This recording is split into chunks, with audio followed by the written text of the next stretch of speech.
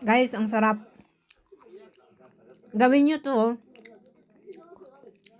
Masarap na. Alam nyo pa kung paano gumawa. Tell me something, it might just take the pain away. Guys, eto na nga ang aking pinamili sa Mercadona. Kaya naman, tingnan nyo. At eto palang tacos na to ay binili ko to doon sa Moncloa. So, eto na nga at magpiprepara kami ng Mexican food or Mexicano, comida Mexicano, o 'di ba? Pasensya niyo na ang aking boses kasi nga guys ay may sakit ako pero okay lang naman, hindi naman nakakahawa, o 'di ba? Kaya naman, eto na ang aking pinamili, meron akong sumo, aguacate, avocado, ibig sabihin ng aguacate is avocado, meron akong keso dito, rayaw, para sa aming paggawa ng kung ano-ano, o 'di ba? And then, mag-iinit na ako ng kawali dito dahil umpisa na natin ang paggawa muna ng salsa para sa ating tacos o kaya sa ating pagkain na Mexicano.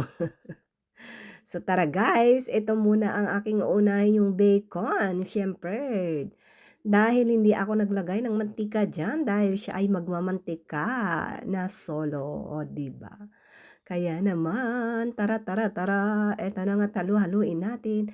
At syempre guys, kapag lumabas na ang kanyang asaite or mantika, tusturin natin ng konti. Tutusturin ko to ng konti para naman lumabas ang kanyang mantika, okay? And then lalagay ko na yung aking salsa kagaya ng nata or all-purpose cream, and then kaunting abi cream, and then konting paminta kung gusto niyo maglagay, and then keso. At eto na nga ang aking menu for today's video. O, di ba? Ganun lang naman kadali to guys. Madali naman tong gawin. Kaya naman, ay subukan na natin kung paano, o 'di ba? Ganyan lang naman, chika-chika-ching, chika-chika-ching, halo-halo lang. Halo-halo lang hanggang siya ay matunaw at mahilo. Kagaya ng mga ex ninyo na pinaikot-ikot kayo, tinunaw-tunaw ang inyong damdamin, ang inyong pagmamahal hanggang sa mawala na dahil pinuno na kayo, o 'di ba? Gano'n lang 'yun guys, ka-charot-charot-charot ang mga ex ninyo, 'di ba? Pinaasa kayo ng parang ganun-ganun na lang. Charot, charot, charot, charot. Tapos sineshot, inilagay ko na ang keso, guys. Keso muna at mababang apoy para mag-melted siya, 'di ba? Ganyan lang 'yon, kapasel kung paano maggawa nito, o 'di ba? Bahala na kayo kung anong gusto nyo keso ang ilagay, pero ako ito muna ang aking nilagay kasi naman ay napakasarap naman talaga. And then, kung kunti pa yung keso na ilalagay nyo, pwede naman pang sandwich na keso guys. And then, ito na nga yung aking all-purpose cream. At ito naman ay pang postre pero wala naman lasa to. Ang nata naman ay kahit na ano, pwede yung pang postre or pang dessert, and then pwede naman to sa pangluto. Okay guys? Huwag kayong mag-alala, okay lang yan. And then yan na nga at nilagyan ko na ng all-purpose cream. Mababang apoy syempre para hindi siya masunog. Kaya naman, syempre tutunawan natin siya dyan. At saka ilalagay na natin siya sa ibabaw ng tacos maya-maya. So, ganun lang yung kapasel, guys. O, diba? Ganyan talaga yan.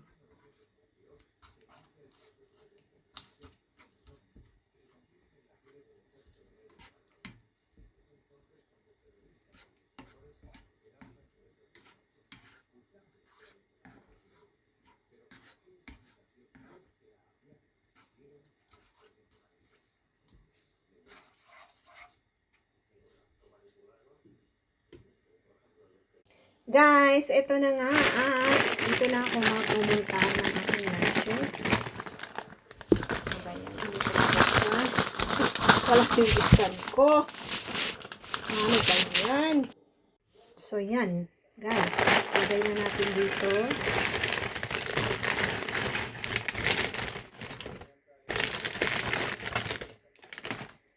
At ito isa.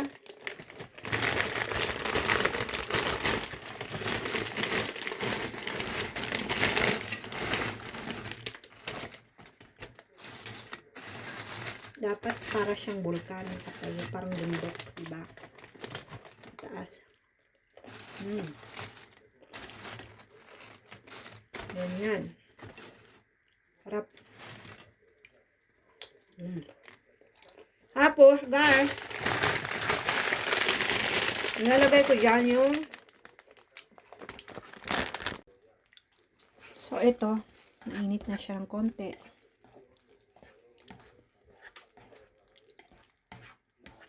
And then, gagawin ko na yung avocado. So guys, ito na yung aking avocado. Hindi ko na pinakita sa inyo kung paano ko biniyak kasi hindi ko hawak yung aking telepono. Ito ay aking dudurugin at itong parsley ay aking hiwa-hiwain ng gunting. O, diba? So, iwan ko muna ulit kayo. At ito na guys. O, diba? So, tara na. At kukuha ako ng tinidor pala. Guys, dinamihan ko yung parsley kasi maaganda to sa bituka. Pampalinis. At saka, yung toxic sa ating mga katawan. Sa ating katawan, matanggal-tanggal naman yan. Diba? Yan. Lagyan natin limon, pero hindi ko siya lalagyan ng limon. Ganyan lang siya, guys. Yung anak ko, hindi ito kakain ng ganito. Pero mapipilitan siya. Diba? Wala siyang choice. Sarap nito, guys. Grabe. Super duper. Lagyan ko ng konting asin. So, guys, ilalagay ko na yung ating salsa o sauce na may bacon and queso. Diba? Tara na, dito sa ibabaw. Ikalat natin siya para masarap na masarap na masarap na masarap na masarap. Di ba? Ang dali lang. Guys, ganyan na. Harap. Ganting na. Ito yung ginawa kong plan. Oh. Harap. So, ito na nga guys. Super duper duper duper sarap. O, diba? Polisiya, Dimax. Diba? Ito yun sa Espanya, guys. Nanonood yung anak ko. Pero pumunta siya sa kwarto. Sarap, guys. Ano ba yan? Camera ko. Sarap. Grabing sarap. Malinamnam. Akala mo may boko.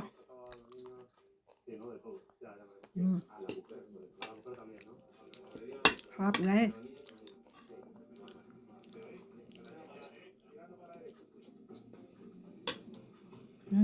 Sarap.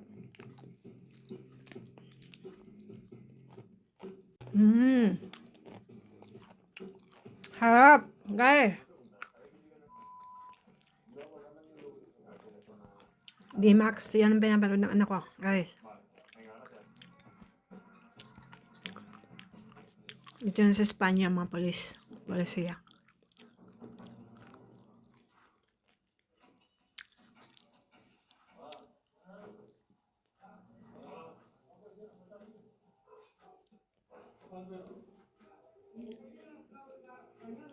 Sarap.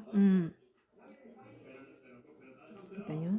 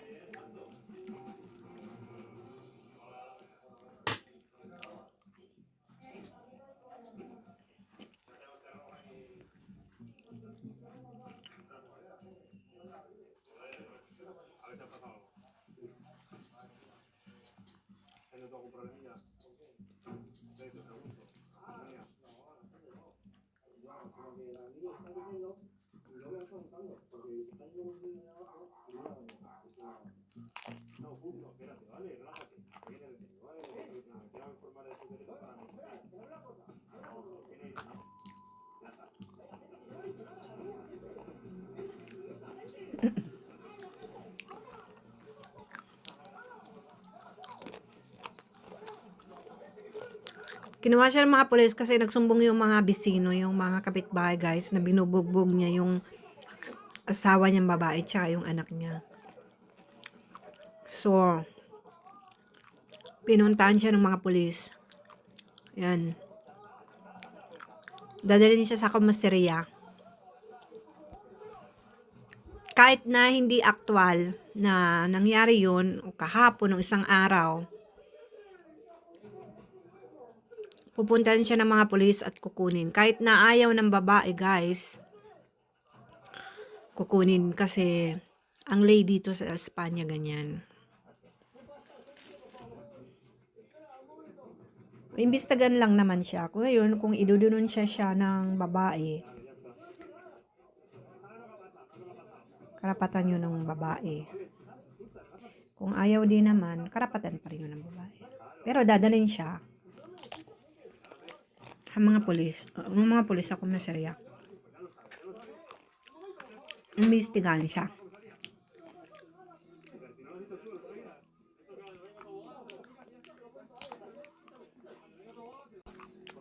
Guys, ang sarap. Gawin nyo to. Masarap na. Alam nyo pa kung paano gumawa.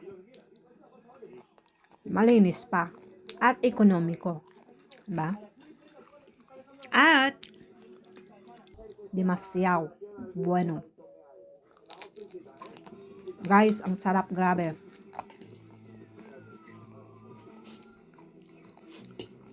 Super duper duper. Kain tayo. Mi amor, ¿puedo cambiar? Cambiaron ko, guys.